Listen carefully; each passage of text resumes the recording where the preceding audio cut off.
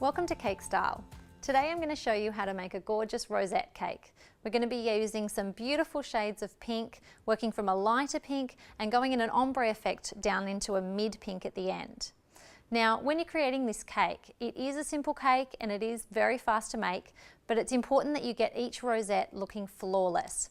So initially we're going to start working on a laminating sheet and I'm going to show you exactly how I make the perfect rosette, and then we're going to get onto the cake. Now, this cake that I'm using is an 8-inch round.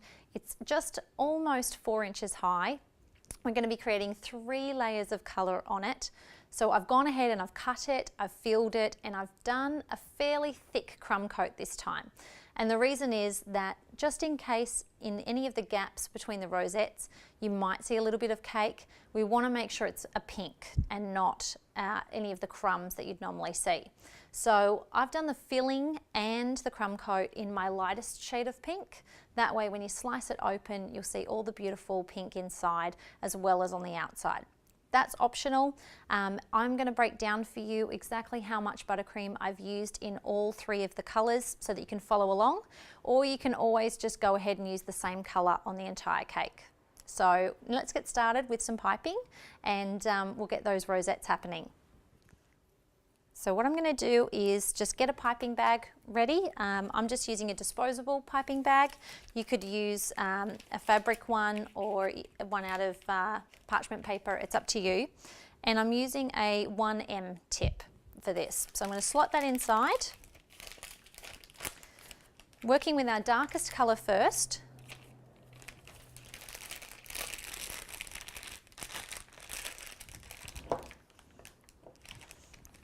Now, when I fill up the piping bags, I don't like to fill them up too much because otherwise you'll find it difficult to hold. So about halfway is good, but just make sure every time you do a rosette that you absolutely have enough icing to finish that rosette off. You don't want to get halfway through and you start squeezing and you're having trouble, because it will mean that you won't get that rosette looking gorgeous. So just fold that back up. Now, I like to hold my piping bag by flattening it out a little bit, wrapping it around my index finger and back up through. Find a way that works for you. And what we're going to do is I create basically like a little E. So like a lowercase e is what I'm going for. I'm going to start in the middle, pull up and then wrap around. You can go clockwise or anti-clockwise. It depends on which hand you pipe with, and it's just a personal preference as well. Okay, so I'm going to start by squeezing. I'm not pressing into the surface too much, pulling up a little bit. Straight away I'm dragging up and around. Then when I get 3/4 of the way, I let my pressure go, but I keep moving in that direction, and that helps it to break off really well. So what you want to do is make sure that that center bit isn't squashed, and you want to make sure you wrap all the way around it and give it enough room.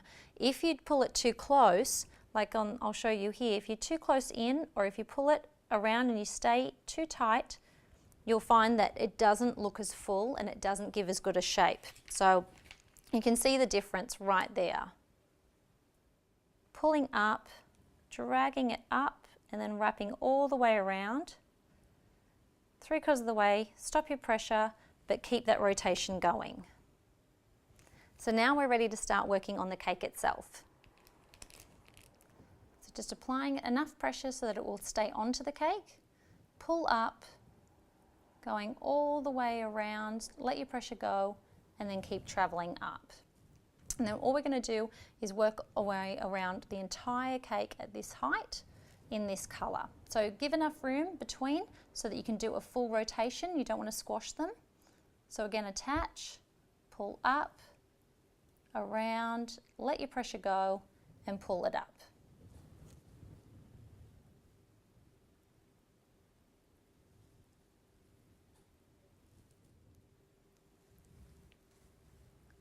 Okay, so as we come around the cake, we just have to gauge how much room is left and decide if there's enough room for 1 or 2. So on this, I think I can squeeze in 2 if we just get a little bit closer to there. And final one around. Now, if you have any where they've touched the board and you want to touch it up, you can come along with a toothpick and just quickly clean that up on your board. Okay, so now we're going to go ahead and get ready to do our mid colour along the centre of the cake. Okay, so now we're on to our second colour. We also need to stagger where the rosettes are. So we're going to be going in between our existing layer. We're going to come up a little ways on the cake. Make sure that you've got enough room to still swoop below though. So we're going to squeeze, pull up and around, and then drag it up. Moving along to the next space, pull it up and along.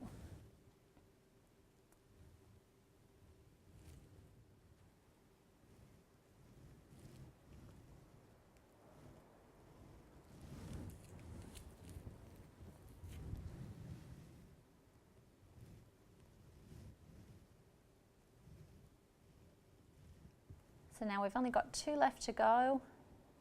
Just keep making sure that you're attaching it and giving each rosette enough room. Okay, so now that we've finished 2 of our layers, we're going to go ahead and do our final colour, which is our lightest colour. So we need a lot more of this, seeing as we have to do all the way around and the entire top of the cake. Now, every time you change colour, it's a good idea to change bags so that it's nice and clean and so that you don't have any cross-contamination of your shades. You want this to be really, really structured in its ombre. So we're going to fill this up and get going on the last of these.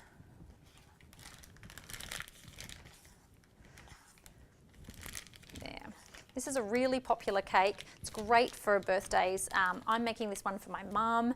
You can even make them for small wedding get-togethers, anniversaries, things like that. It looks great in lots of different shades, but this is a personal request for pink, so that's what we're going with today. All right, so again, we want to stagger it in between our existing ones. Move this out of the way. Starting, we're going to apply our pressure, pull up and wrap around. Now you can see how I've gone just a little bit over the top, and that way when we do our first row in here we can butt it up and you're not going to risk seeing any crumbs or any edge of the cake. So that's why it's nice to have the cake be just under 4 inches high, and that way we can elevate it a little bit ourselves. So coming back through and wrap around.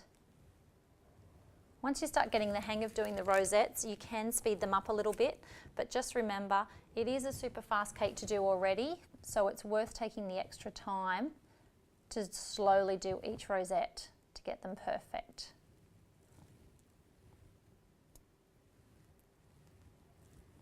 All right, so now we're onto the top of the cake. So the hard bit is done, which is working on the sides. Now we get to work top down, so things get a lot easier. So now what we're going to do is do our outside layer first. So starting the same as we did before, give a little bit of space, squeeze and wrap around. And then I like to work in the same direction, so I've been constantly working from left to right, so I'm going to do the same on here. Leaving enough room. So now when I do these, I like to space them out, starting the first one in between, but then don't worry about it after that, because you'll find that you'll do far less on the top than what you did on the sides. So as long as you keep them nice and close together like you have on the sides, it'll still look perfect. So we'll continue to add.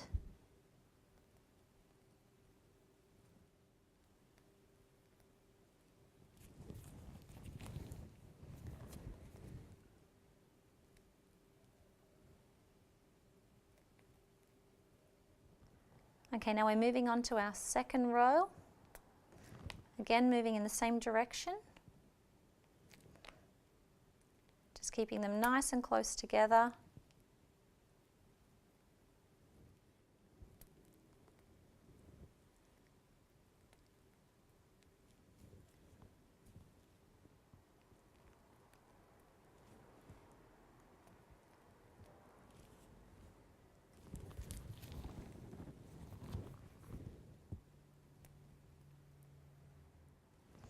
Okay, And now we've got our finished rosette cake. It looks absolutely gorgeous. Like I said, you can do it in any shade, but the pinks really do look fantastic.